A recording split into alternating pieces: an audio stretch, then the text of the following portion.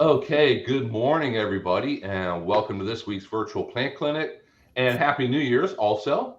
I'm Bill Lester. I'm with University of Florida Extension in Hernando County. And joining me today is my regular co-host, Lily Browning, who is the Hernando County Florida Friendly Landscape Coordinator. And today we have a special guest, well, along with Kashmir, the husky in the background I see there.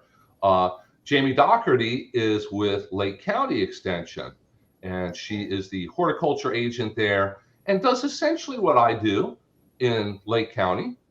So, good morning, Jamie. How are you? Thank you so much for popping on here today. I'm doing great. Thanks for having me.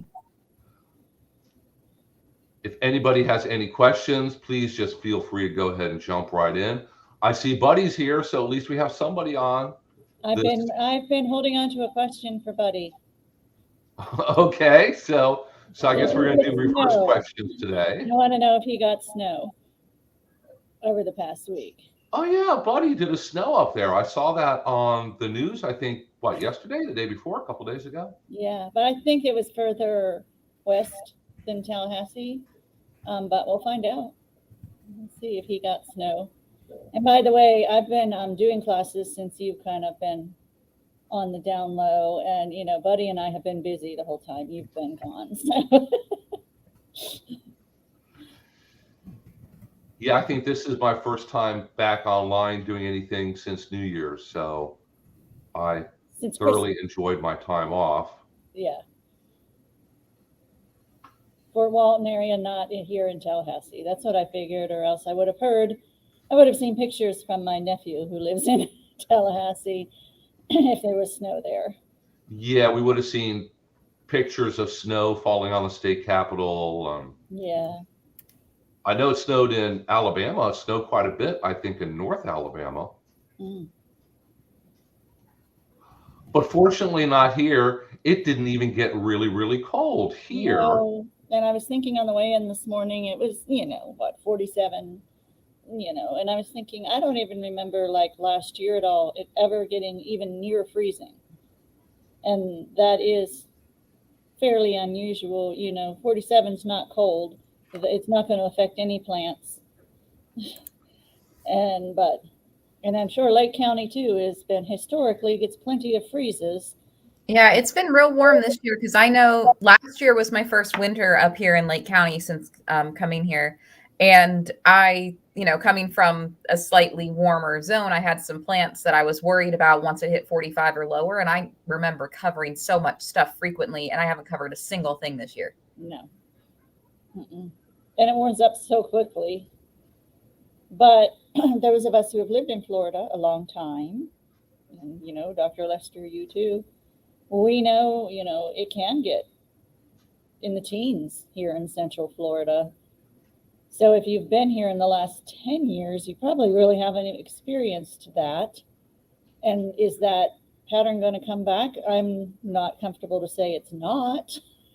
So, because that's the way it's just historically been. A lot of citrus suffered because of our freezes or deep freezes below lower than the 20s. So just haven't experienced it in a while. Nope. And it even gets really cold down in Fort Lauderdale and South Florida. Not very often, maybe once every 20 to 40 years or so, but it can happen. Mm-hmm. But yeah, this year, darn, I guess I should have planted all my tropical fruits last year because they'd be doing fine this winter. Because a lot of tropical fruits, it doesn't have to get to 32 degrees for them to be really unhappy and damaged. It'll start happening really below 50. They're kind of unhappy. And I know there's a lot of interest in growing tropical fruits here in Central Florida. And we always caution people, it's going to get cold. You're going to have to cover them. They might get damaged. But yeah, you're right. This year, pretty much nothing. And even last year, nothing all that bad. That doesn't mean it won't happen. We've still got really till March 15th, to feel safe from any freezes happen. You never know. We can have a 3-day period where it's just a really deep freeze. Then we get to watch them, trying to protect the strawberries and blueberries and all that. You just never know. It can be 80 one day and down in the 20s the next, which is what they were experiencing a lot in East Tennessee and stuff. I know they were preparing for that storm, like in their shorts and flip-flops, and the temperature just dropped. Yeah, you watch. I'll start my spring vegetable garden early this year, and then we'll get a whole bunch of devastating freezes in March. Yeah, I'm waiting for all of the questions we're going to get, because so many things are budding now, and we're going to get something and it's going to just snap them back because they freeze their buds off. Confused. Yeah.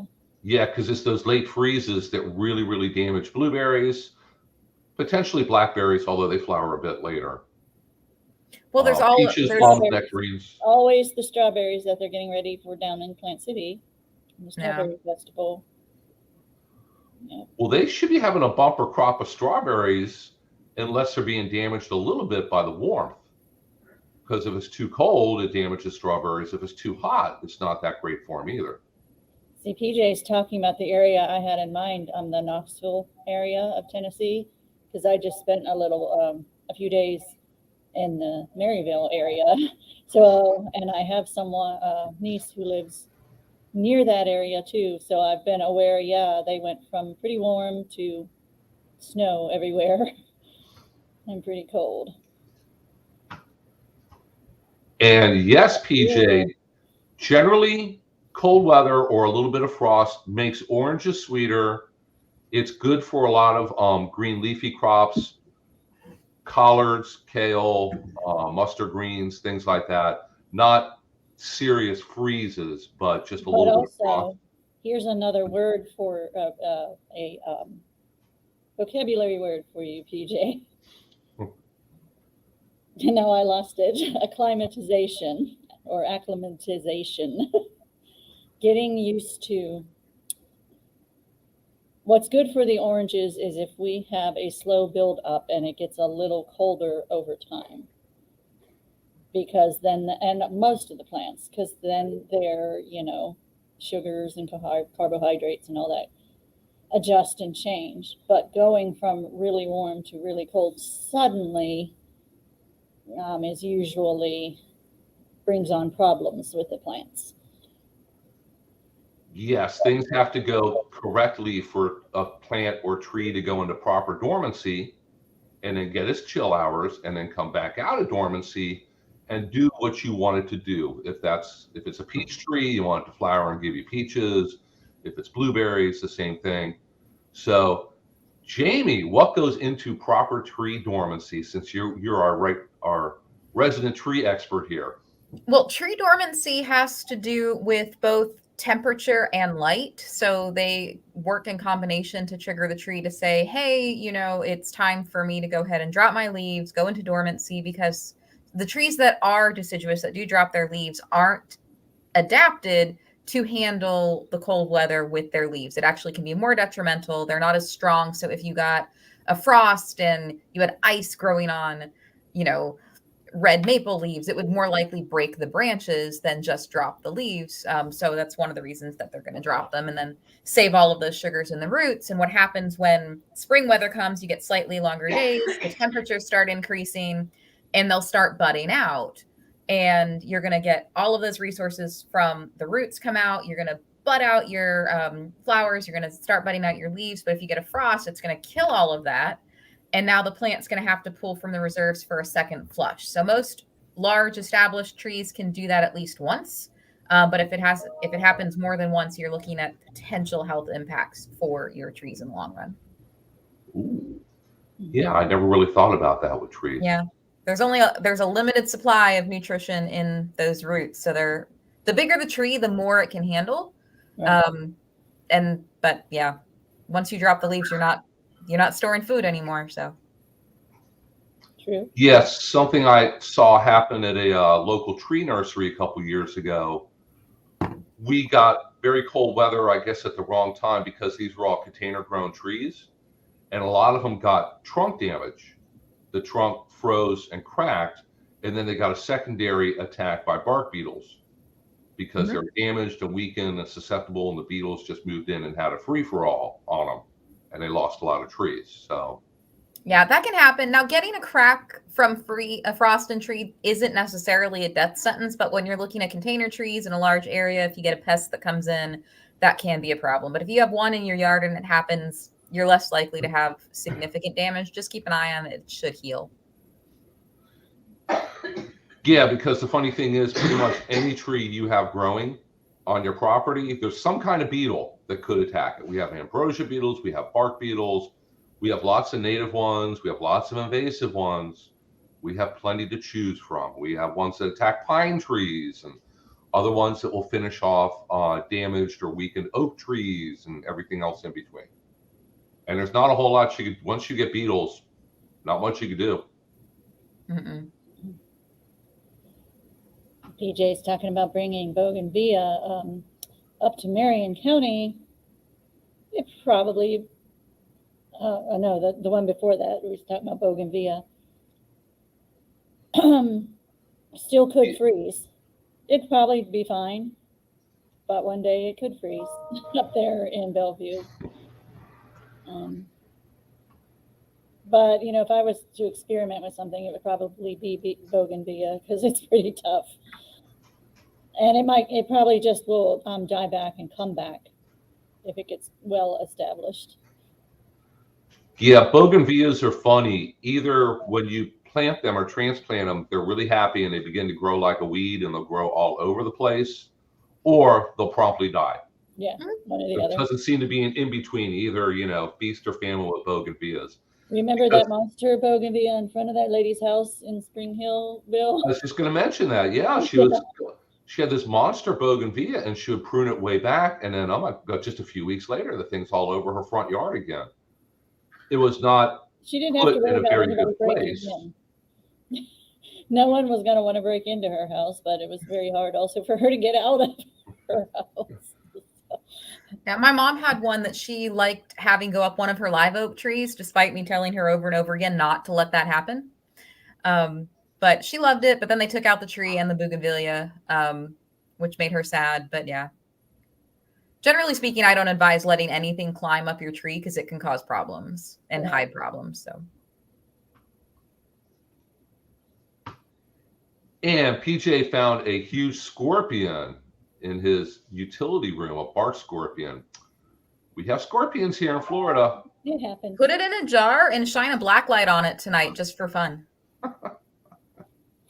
We have PJ probably lives up in the Royal Highlands like I do, and the Facebook group is full of, oh, I saw a scorpion, oh, I saw a scorpion. Yeah, they're in my house too. Amazingly enough, I never really noticed them and have never stepped on one. My husband is more cognizant of them, and when I hear him, you know, banging his shoe on the floor, I figured he found one. Like we always said, they'll hurt you if they sting you. They'll hurt you like a wasp hurts, but we don't have deadly scorpions here in Florida. I used to live in the country down in Lake Wales, and shortly after I moved in, I opened my back door and a scorpion fell on me from opening the back door. Okay. And it fell on the floor, and I was wearing Crocs. So just in case anybody wondered, Crocs will not kill a scorpion, even if you're standing on them. But a 14-pound kettlebell totally does. It was the next closest thing, and I didn't want my cat to get it or anybody to get hurt. And I was...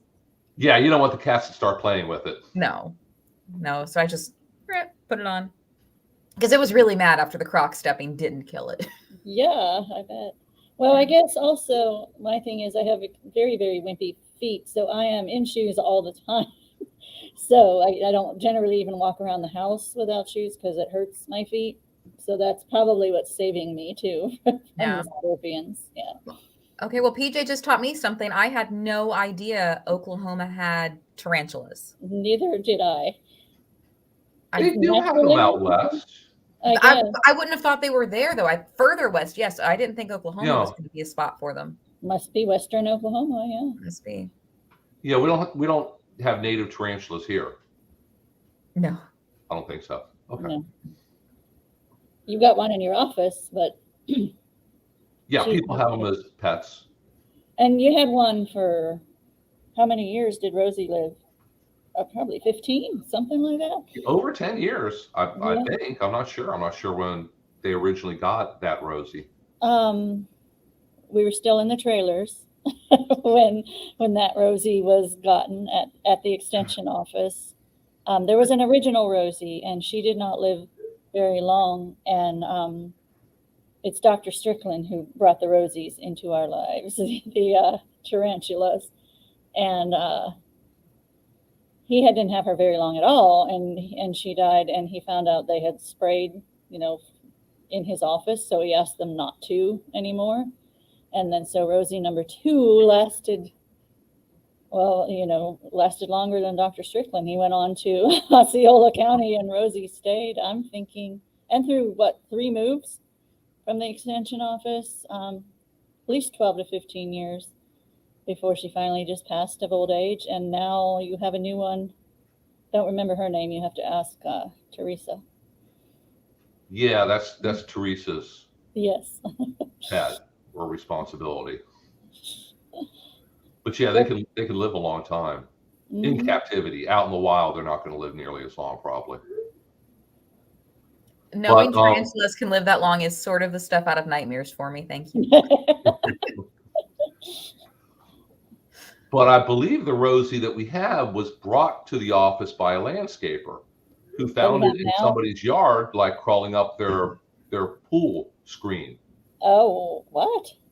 Probably an escaped or released pet. In the wild, it was an escaped pet or something. Is that going to be our next invasive species? Unfortunately, people will get a spider, a snake, fish, snail, all kinds of things, and they get too big, or they're not cute anymore, or they get bored with them, and they just dump the aquarium in the pond at the end of the street or retention pond, or they figure, oh, this boa constrictor will be happier living out in the woods, and they release it in the woods, and that's never a good thing. That's how we ended up with so many different invasive snakes and lizards. Why there are pythons in the Everglades. Mm-hmm. And tegus too. Tegu lizards are spreading and on the move. Oh, I was down in Port St. Lucie, and I was looking for them, but I didn't see any. My sister said she doesn't live as far north as Kentucky and Tennessee. They'll take cold weather. They naturally go dormant during the winter. They go into hibernation, basically. They don't in Florida because you don't have to in Florida. It doesn't get that cold here for that long. But if they continue spreading, they could become a problem as far north as Kentucky and Tennessee. I'm just having visions of, them being made for stews in Kentucky and Tennessee. No. I'm trying to think because when you go up that far north, you don't have, the lizard populations and things like we have here. So what specific niche would they be displacing in that area? Like what I believe they're a pretty generalist feeder. They'll eat small mammals, they eat animal eggs, a variety of different things. Okay, so they're kind of like raccoons, only with scales. Yeah. I read, you write about, how many more lizards we have, and that is a reason that we don't have near the amount of Lyme disease here in Florida as some of the more northern states, because we have more lizards eating the ticks. So, and possums. You got some and possums. So there's something good going for us here in Florida. But yeah, tegu lizards can reach 4 feet long. So I don't want to walk outside and see a 4-foot lizard. I just don't. It would probably make a very good looking pair of boots, though. Just saying. Yes, lizards feed on roaches, and I love our tiny little anoles. And, this big is great. I'll take maybe up to that big. Not 4 feet. Yes, what about the alligators? Little lizards running around outside of your house, up and down the sidewalk and in the bushes, eat roaches and a whole variety of other insects on the outside before they go inside your house. So they're definitely benefit. I love my lizards. I think they're great. Yes, we do too. And you have been places Places, there's this community Jamie may have heard about that takes up a good portion of Lake County. I don't know what you're talking about. Bill's been there to talk to them, and they have asked him how to get rid of the lizards. I've had people ask really what they can walk out. spray to kill the lizards. And I say, you can't spray to kill the lizards. It's not how Yes. it works. Yes. Yeah, they flip out over those lizards. Yeah. Well, and I Well, think They're in my pool and I. It's part of living in Florida. I mean, Yeah, it is. And you've got to remember too, when we're talking about lizards, to talk about house geckos too. Yeah. Because you've got the house geckos, and because I get people that say, you know, I've got these geckos in my house. What do I do? And the number one thing, if you've got geckos in your house, is figure out what they're eating, because they wouldn't be in your house if there wasn't food. Right. So if you've got them, they're eating something, you have to take care of that problem, and then they'll leave. Right. Or it may have accidentally got in and it does not want to be in. So let the poor thing out so it can access its food. Mm-hmm. Yeah, because I mean, they'll hang out. I have a screen door in my house, and they'll sometimes be between my screen door and my front door. So I saw a lizard running around my floor the other day, and I was like, well, I'll just wait until the cat brings it to me, I guess. I don't know. I can't. I tried to catch it, and it went off. Just like, oh, sorry. I tried. Yeah. And I mean, we're told to keep the cats indoors, but so if the wildlife wants to come in, sorry, we're trying to protect you in your own area. Yeah, I'll keep the cat inside, but if you come in, it's your own gamble. Yeah, I'm kind of good with catching lizards. They're not hard to catch and put back outside. Do you know what green bugs PJ may be talking about? June bug? There is a green June bug, and it's a scarab beetle, and it's, if you're familiar with your stereotypical June bug, the small brown one, these are larger, they're green, and I have a ton of them right outside the window living in my yard, because the last year or two, the population has grown and grown. I have a mixture of fog fruit or frog fruit and Bermuda grass out there. And for some reason, the June beetles, the large green June beetles, love it. And in the summer, I get tons of them that come out. They're flying all over the backyard. And I have no idea why. They don't hurt anything. They're obviously feeding on plant roots out there and are very, very happy, and their population's going through the roof. I would think that birds eat them. Yeah, I was just going to say, work on other things are going to eat them. Yeah. There's several things they call June bugs, and depending on geographically, it changes as well. I was one of three girls in my family born the exact same June, in 19, and so we grew up being, all three of us were the June bugs.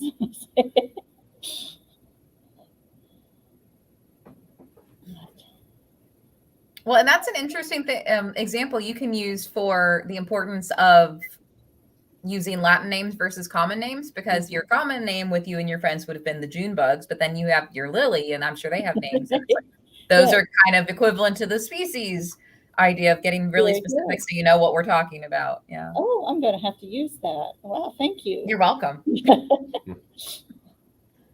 I like when Bill has other guests, because I steal stuff from everyone or my classes.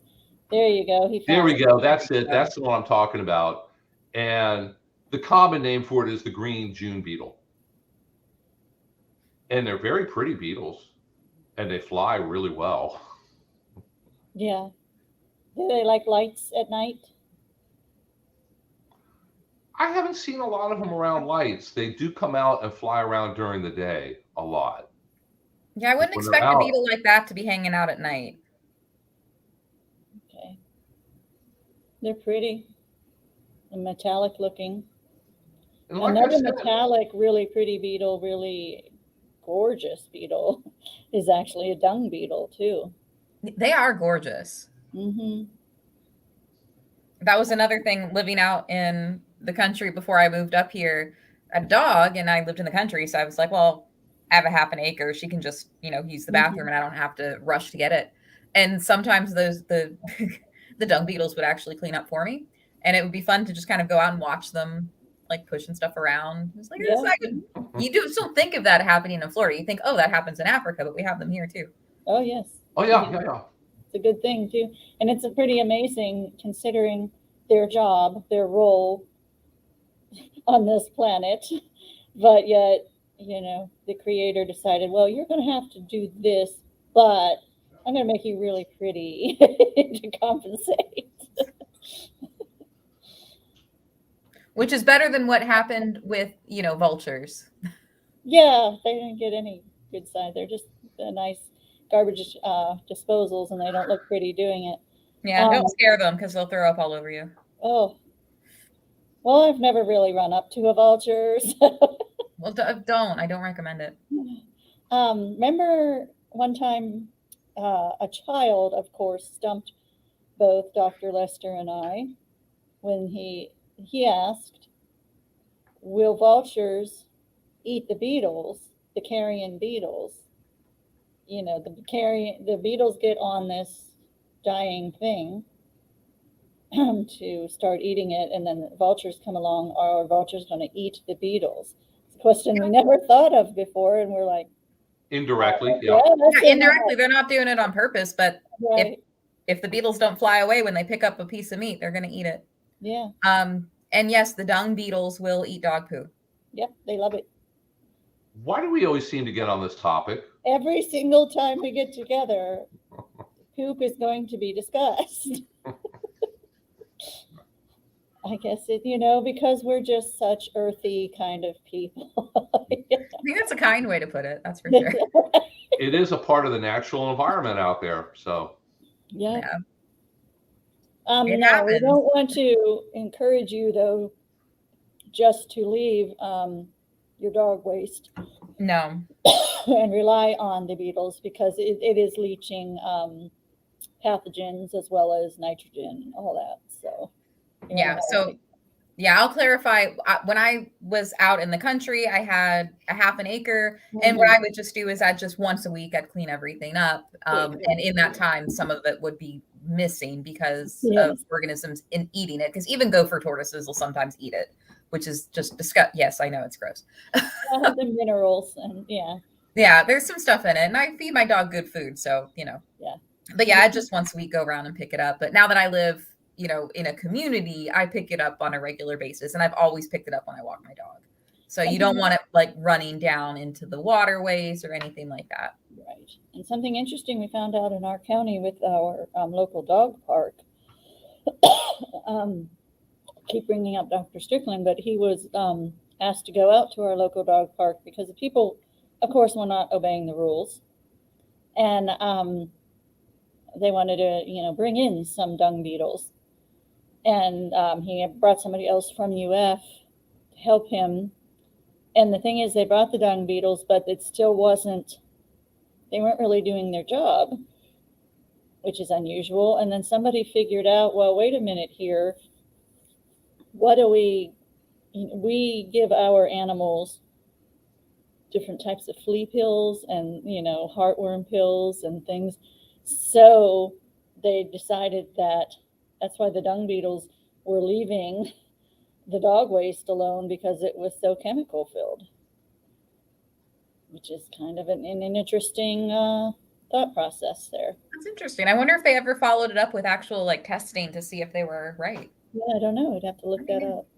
Need to find out, because I give my dog I give her monthly pill for everything, but I also feed her Blue Buffalo food. And the insects love it. Yeah, because some of those flea and tick treatments, they are insecticides. Mm-hmm. And the ones with spinosad or spinosyn, commercial growers use in large amounts on plants. They are very effective insecticides. So I guess that the beetle larvae are susceptible and sensitive to them, and it doesn't help their populations. That, or they just were like, no, I don't want this. Well, and it's there might have been a habitat issue there as well. Like you introduce them, there's a food source, but there's not the habitat where they would want to live or move them to. And so that could have been a problem, because I know they tend to like, they're going to want somewhere where they can, have their little place they're moving everything to, because they most of them burrow I was underground. just thinking probably if it's used a lot, it's probably very compacted and maybe not loose enough soil for the beetles. Yeah. And there's always dogs. My dog's a weirdo. If there's an insect, specifically underground wasps, she's going to dig them up.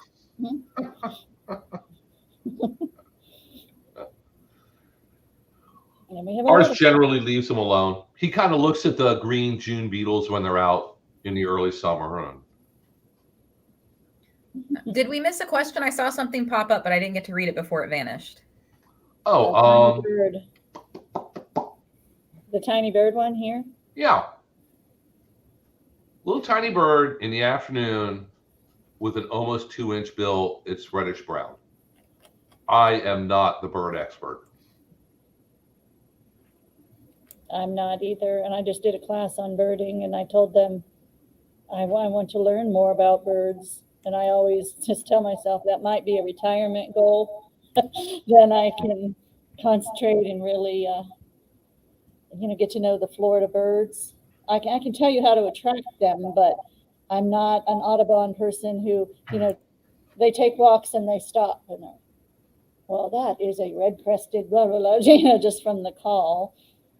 And unfortunately, no, I don't know what a tiny bird with a 2-inch bill.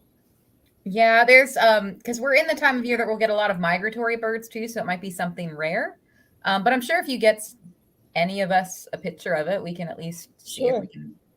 Sure, if you email me a picture, I'll figure out what it is. It could be a Carolina wren, could be a Carolina chickadee. We have lots of those.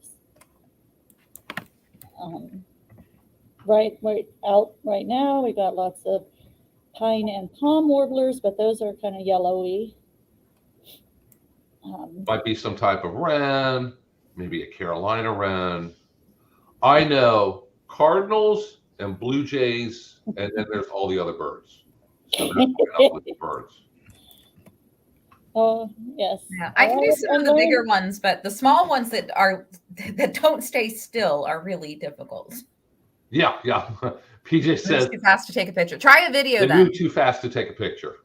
Try a short video. That might give just enough information. I've got this great camera that really can focus on something really, really far away, but it takes so long to do that, and the bird's gone. The bird's gone.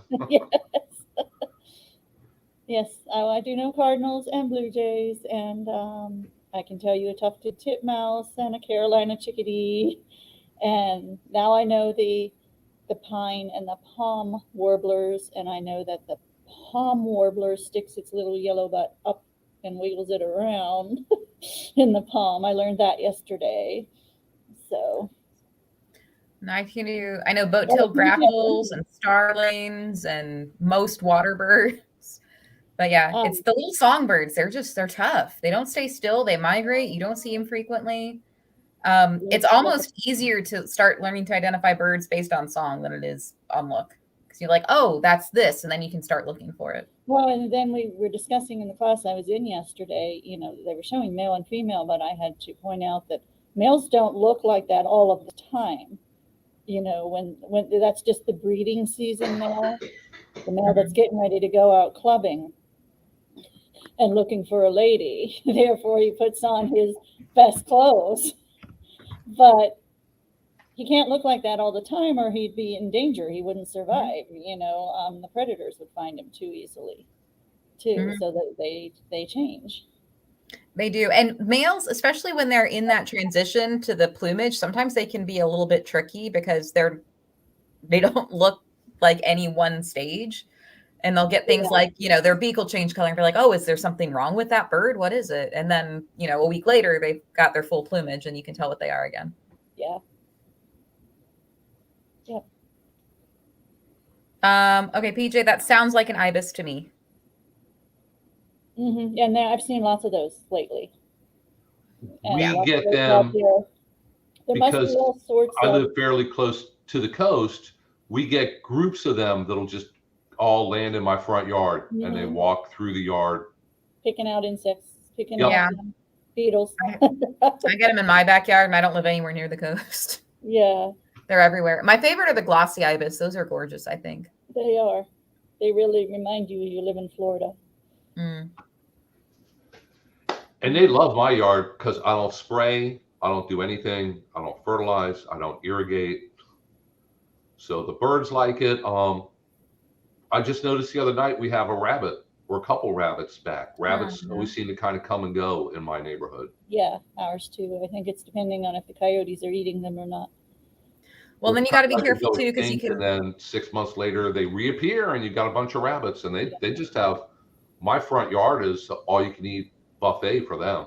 Yeah. You got to be careful though, because I do the same thing. I don't irrigate, I don't fertilize, I don't do anything. And now I'm trying to catch mice that have decided they want to live there and are trying to live in my house, and they need to go away. And my dog's doing her best to catch them for me, but she's not able to because they're very small and fast. I had about a year ago something in my attic. My husband's snoring drove me to the other side of the house. And then middle of the night, and that's when I heard something going on up there. Never did figure out what they were. Of course, a pest control company had me convinced right away, and I'm throwing money at them that it was rats. I'm not convinced now that it was necessarily rats because they never could prove that, but they do appear to be gone. I'm praying it was squirrels or mice. That's good. Yeah, I put a non-lethal trap out and I caught one. So now I know what they are. The problem is that it's a really cool non-lethal trap. You put the lid on top of a 5-gallon bucket. It's got a little ramp, and it's got this platform that they would get on to try to get the food, and it tips, and it just puts them in the bucket. And as long as the bucket's not full of water, it's non-lethal. If you want it to be lethal, you put water in it.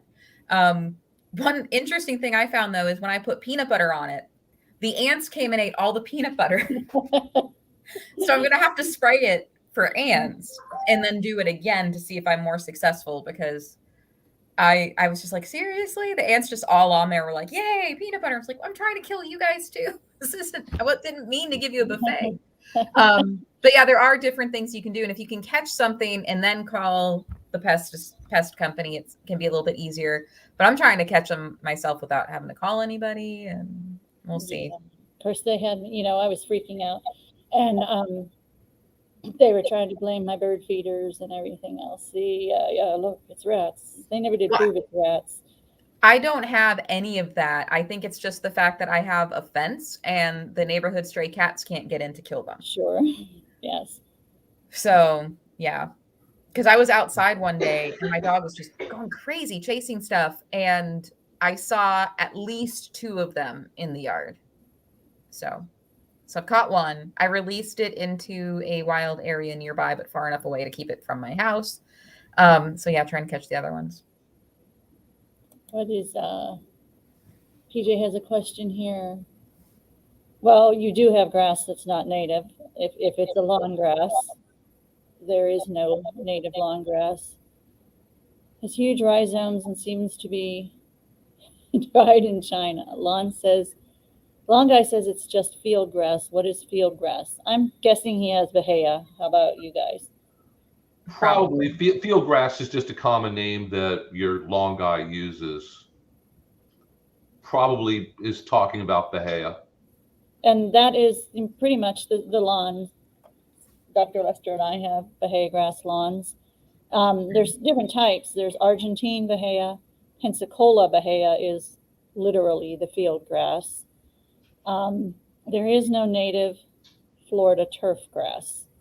There's no native meadows except watery meadows, in Florida. So any turf grass that you happen to have or that has found its way there is going to be non-native. But Florida Friendly Landscaping we recommend right plant, right place. I have to be very careful about that, because once in a while, if you're over in an oak hammock in a small yard that's, had high in nutrients, St. Augustine Floortown might be the right plant in the right place. Probably most of Florida, though, it becomes difficult to keep it growing well. Bahia grass will survive on natural rainfall. Won't be green all year long doing that, but it'll survive just fine. And I know Bill and I both have what we call diverse lawn areas. A lot of bahia grass, a lot of that turkey tangle, fog fruit, a lot of different weeds. And the master gardeners have a saying, if it's green, mowable, looks good at 30 miles an hour as you're going by, then, that's good enough turf. If you live in a deed restricted community, they might not see it that way. Yeah. So, And if you're having problems with keeping your lawn up and having issues with your HOA, I have to return a phone call today from a gentleman who wants to meet with me. He's having a problem with his HOA. They want him to replace I'm sure it's a St. Augustine lawn, by February. He's worried that February it might be too cold. If you're having issues with that, you moved in to the HOA neighborhood. Their rules were already there before you bought the house and agreed to them. So if you agree to the rules, you're going to have to live by the rules. If you disagree with how the rules are being enforced or interpreted, maybe you need to run to be on the board of the HOA or be on a committee or something like that to have a say in what's going on. But, if your HOA has unrealistic expectations for what turf grass can and cannot do, we can't do anything about that. We could tell you the science. We could tell you that St. Augustine and Bahia go dormant in the winter. They don't grow much. They turn tan. It's totally normal. If your neighborhood insists that it must be green and growing and lush year round, sorry, we can't do a whole lot about that. You need they turn what, Bill? What color do they turn? Tan. No. Try again. Golden? There we go. Thank you. Brown. They're golden. My yard's brown. There are golden lawns of winter. Golden lawns. I like that. Brown is the color too. Oh, I see PJ discovered stinging nettle recently. I had somebody bring some in. They're like, I touched this and it burns. And I was like, he's like, here, touch it. I was like, I'm not touching that. That's stinging nettle. I'm not going to touch it. He's like, why not? It's like, because I know what's going to happen. And I talked to him over the phone and he described the symptoms and what it looked like. And I said, you're probably looking at stinging nettle. Here's what you can do. Don't touch it with your bare hands. He's like, well, too late. It hurts really bad. Give him medical advice, and I told him to talk to his doctor, but that, I gave him the information we have with UF for stinging nettle, but yeah, don't touch it. If when in doubt, put gloves on before you start pulling stuff up. Mm-hmm. I found it when I first moved to my house out in the Royal Highlands. It hurts. It hurts for a long time. I've gotten into it before. It feels like you put your hand on the counter and hit it with a sledgehammer really hard. It hurts. And not medical advice, just what I did. I went and washed my hands really well. And then I put like packing tape on my hands and ripped it off to make sure any of that, those little stinging hairs or anything. Well, when I looked it up, that actually was one of the recommendations of what to do for it. Mm-hmm. That helps. Mm-hmm. But yeah, otherwise it's like the recommendations I found that were official were doing that and just washing your hands right away and then seeing a doctor if it didn't clear up within like a day. Mm-hmm. Does it get red flowers? I don't know what kind of flowers. I'll look at it. Gets white flowers. It gets white flowers. I've got plenty of it still around my yard. It gets white. I mean, there might be a version with red, but yeah, there are several different things that are like stinging nettle. It's that common name issue again. Mm-hmm. But most of the ones in Florida are the same variety, and I think they are all that white flower. Is the lawn replacement a good solution to have a good lawn? I don't quite understand the question. Are you looking for something different than traditional sod, or are you asking, if your lawn is dying, should you just go ahead and replace it? Yeah, that all depends. There are times when your lawn has died and you have to replace it. Fertilizing it or watering it or whatever, it's just not going to come back. Mm-hmm. Sometimes if it's dead, and it has to be replaced. But this is winter, and we will have golden lawns. So I would wait till April or so to decide your lawn is not coming back. Yeah. But the most important thing is to figure out what killed your lawn in the first place, because if you replace it, we know what killed their lawn. if you replace it and you keep managing it the same way you did before, you're going to get the same result again. So if you really want to replace your lawn every year or two, that's a good way to go about doing it, I suppose. But if not, calibrate your sprinklers to make sure you're watering correctly, for one thing. The first thing I would do is take a sample to your county extension office. So, but Sam, if you live in Hernando County, they would be glad to help you get like a 12 by 12 square, half good, half bad.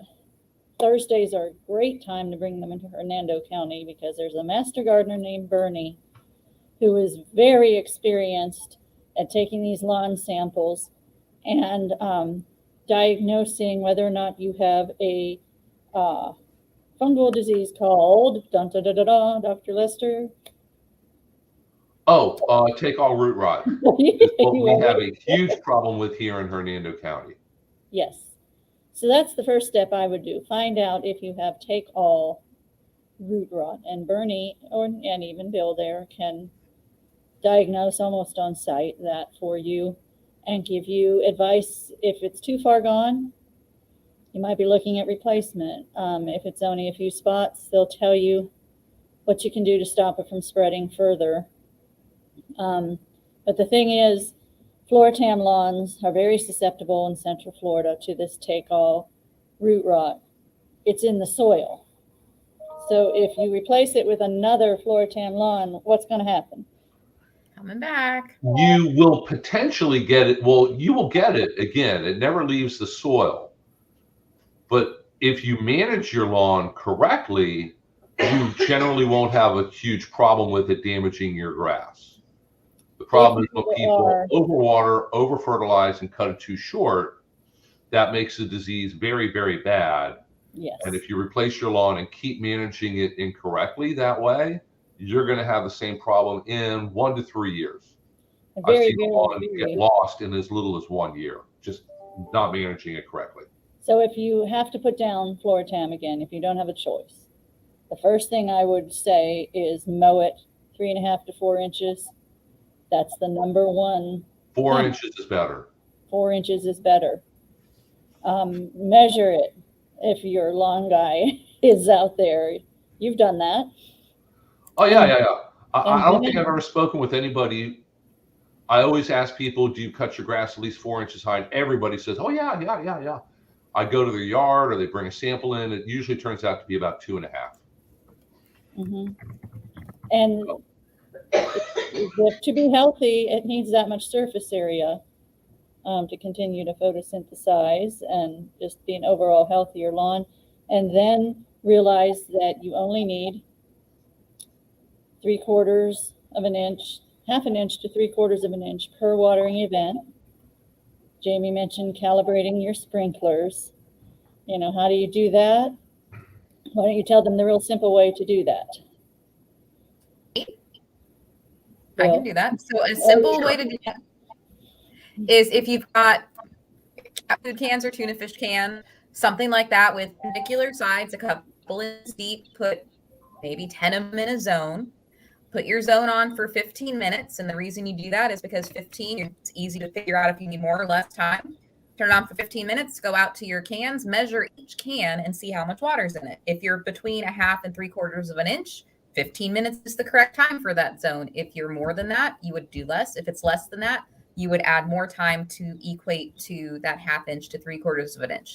And by having multiple cans, you can see if your sprinklers need adjusted. If they're watering too much in one area and not enough in another area, you can see what's going on and then reduce it. And even with calibration, make sure your sprinklers are set so that if it rains, you don't water, because if you're watering and it's raining, you're adding way too much water and you're 100% going to get some sort of fungal issue somewhere in your yard if you're just pouring buckets of water on it.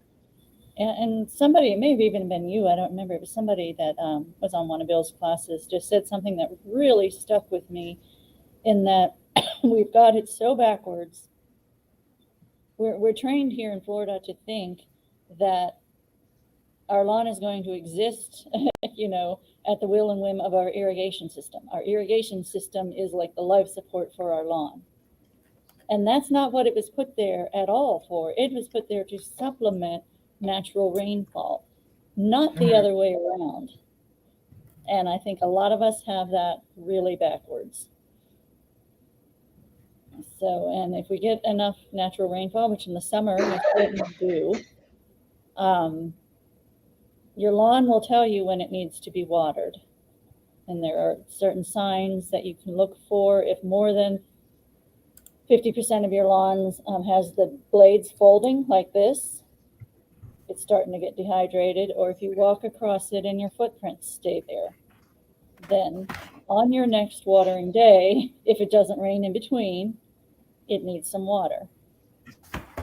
There's a third sign that talks about if it's a bluish gray color, but to me that is way too subjective. I like the other two. They're easy to see and understand.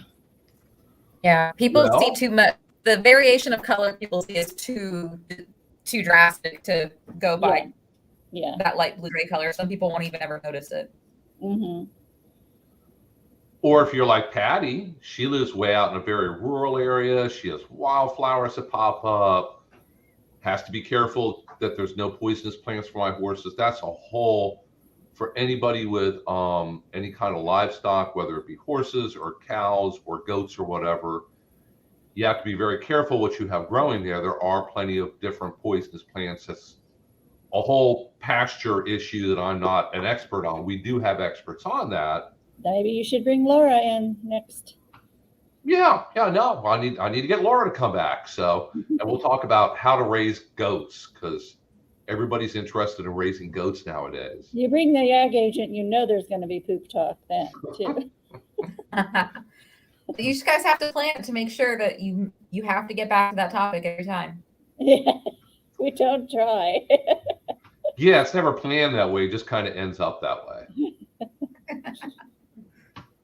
But going back to lawns, I think PJ covers it pretty well. Lawns were invented by wealthy to show they had so much they didn't have to farm it all.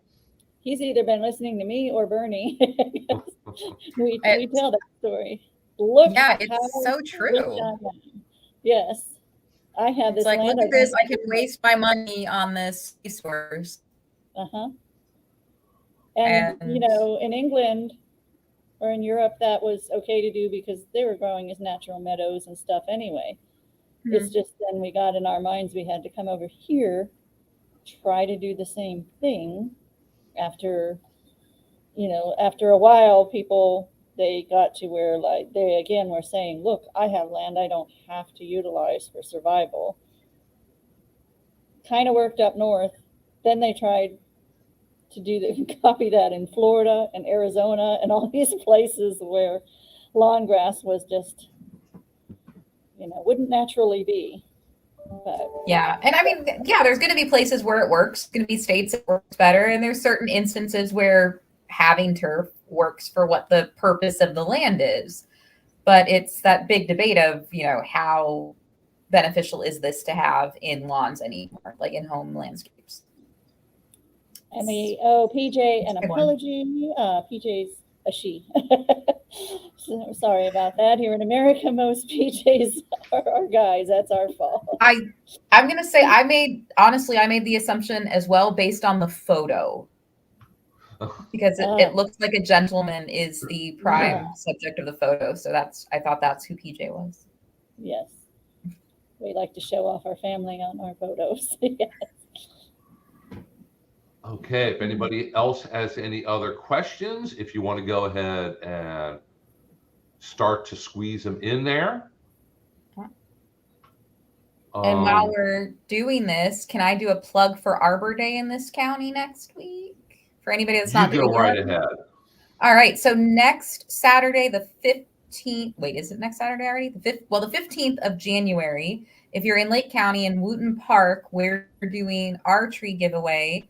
I'll be there with our mobile plant clinic, some volunteers, and I'm doing an onstage talk about right tree, right place, and planting care. And I'm also, well, your classes are full, but if you're already in Bill's class next week, I'm talking about similar topics on Zoom next week. And Bill, when is your class? Is it full yet? Oh, yes, our class is full, has been full literally for weeks. So we are doing an Arbor Day class and tree giveaway on Saturday the 15th. Also, that's when we're handing the trees out. But we had to put a limit of 50 on it because we only have 50 trees to give away, and it's already full. But we're going to record that class. I think I'm going to send it to John and have him finish it up and put it on the county's YouTube to live on forever. Okay. That's the nice thing about doing these things online. You can record them and they last forever. Mm-hmm. John does Yeah, a just great send me a job. link. And if you guys would like to know the trees that we're giving away in Lake County, so it's the city of Tavares that is doing it, and we've got a lot, so it might be worth your while to come out. We have Dahoon Holly, River Birch, Pecan, or Pecan, depending on where you're from, Live Oak, Pond Cypress, Longleaf Pine, Red Maple, Shumard Oak, Winged Elm, Sweet Bay Magnolia, and Sycamore. And they're going to be in 1 gallon pots. Nice. Wow, nice selection, nice variety. Your sound went I was excited when I saw that list. Your sound went a little bit out. What she said there was winged elm, if you missed that one. Yeah, there's winged elm. And now if you get a winged elm, just don't plant it near a building. Okay. Because as elms grow, they will just randomly drop limbs with no warning. So they're much better in a larger area. We actually just took 3 winged elms out of our discovery gardens here because one of them started dropping limbs. And the second we took that out, we knew, like, I know the other ones are going to start dropping limbs. The second they're now exposed to more wind. So we just took them out because we didn't want them falling on our greenhouse. Do you have to be a Lake County resident? Not that I'm aware of. Nobody's actually checked. Last year, they weren't checking on anything. And we did have a lot of trees left over. So, I mean, it starts at 9. So if you want to wake up and trek over here at 9 o'clock. Nice day trip. You can stop at that German bakery in Center Hill. Oh, yeah, that's a good one. And, Yep. I like stopping there too. well, and also, Wooten Park's not that far from our discovery garden, and it's the 3rd Saturday of the month. So the garden will be open and unlocked. If you want to come, it's free and you can explore our garden while you're around. Okay. And I'm showing everybody's contact information here. If you have any really, really difficult questions, there is Lily's email. Be sure to send them to her. And she'll forward them right back to Dr. Lester. And if it's a tree question, half the time I forward it to Jamie to ask her what she thinks it is. So we all work together. Yep. And that web address down at the very bottom, scrolling there, the hernandoextension.com. If you go to it has a full listing of all of our upcoming classes, and whether they're on Zoom or Facebook Live, you have to register, you don't have to register, whatever it might be, all the details are there. And we have a lot of exciting things planned for the upcoming year, a lot of interesting classes that we're working on pulling together. I'm going to be doing some more for anybody who participated in the Blackberry class a month or 2 ago, we're going to be doing more like that, where we do a class, the class part is online, and then as a part of the registration cost, you get some free plants to get started with. So in that class, everybody got 3 blackberry plants. We're going to try to do bananas, papayas, and if they can get the plants growing and up and going, dragon fruit. So that's the way you're doing the Arbor Day class too, correct? Yes, the Arbor Day class is the same, where the actual class part is going to be online because it's just simpler and safer and easier to do that way. And the bonus is if you're busy and you can't physically make it to the class at that time, I can record it and send you the link and you can watch it afterwards.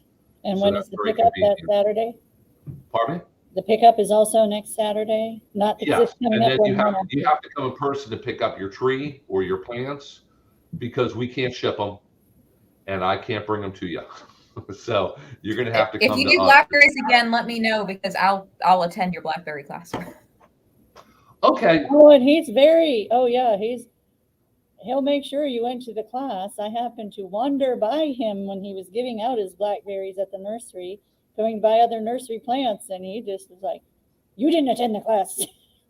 I'm not getting Well, I've your been wanting to blackberries. grab some blackberries, and I was like, I don't actually know how to grow blackberries, and I was like, oh, class, that sounds good. Yeah. And can I do one final plug too? Sure. All right. So also, if you guys are in Lake County, the third Saturday of the month, our Discovery Garden is always open. And starting in February, we're going to have Saturdays in the garden. So we'll have a class of some kind being offered. So keep an eye out and you can contact me. And if you want to be on our email list, you can find out more about those classes. I think February, I'm working on orchid repotting, have the Master Gardener experts come in and help with repotting orchids. So each month will be something different. And the Hernando County Master Gardener Nursery is open every Saturday and Wednesday from 8 until noon. Probably around about April-ish, they'll change it back to 11 because it's hot. And they are at, I'm promoting here for Dr. Lester, because he never knows the address. They are at 19490 Oliver Street in Brooksville. Oliver Street is next to the fairgrounds. You follow it to the very end and don't go to animal control. If you're to the left, you'll be at the nursery for our Master Gardeners. Lots of very knowledgeable people there too, and those plants are all Florida friendly and or native, and you don't use any kind of pesticides very often, do you, Dr. Lester? Insecticidal soap on occasion. The sages always get mealy bugs in the middle of summer. That's really about the only pest problem that I know of there. Other than milkweeds getting monarch butterfly caterpillars. Well, that's a good thing. Yeah. My sages are very happy right now. They love the dry weather. So I guess as a final question or comment, Corey, one of our regulars I see has been watching, and he's asking why the hot dogs come in packages of 10, but buns come in packages of 8. So on that thought, we'll wrap it up for today. It is one of life's mysteries, yes. Corey normally asks lots of nice plant questions, so that's why he can get away with that question right now. See, we have this really nice regular group of people that tune in pretty much every week. So hopefully all of you will be back here again next Thursday. I know that I will be, and Lily should be, and I'm not sure who else is coming. I probably have somebody lined up for next week. I'm trying to get a different guest in each week, but I can't remember who it is for next week. So it'll be a surprise to all of us, I guess. Jamie, thank you so much for joining us today and helping to answer some questions. Thanks for having me. Okay, well, with that, guys, thank you so much for tuning in and sharing your questions with us. And we will see all of you again back here next Thursday at 10 a.m. See you then. Bye-bye. Bye. Bye.